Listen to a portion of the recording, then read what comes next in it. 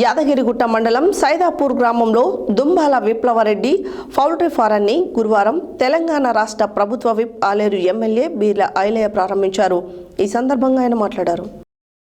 యాదగిరిగుట్ట మండలం సైదాపూర్ గ్రామంలో దుంబాల విప్లవరెడ్డి పౌల్ట్రీ ఫారాన్ని గురువారం తెలంగాణ రాష్ట్ర ప్రభుత్వ విప్ ఆలేరు ఎమ్మెల్యే బీర్ల ఐలయ్య ప్రారంభించారు. ఈ కార్యక్రమంలో మండల కాంగ్రెస్ పార్టీ నాయకులు, కార్యకర్తలు, సైదాపూర్ గ్రామస్తులు తదితరులు పాల్గొన్నారు.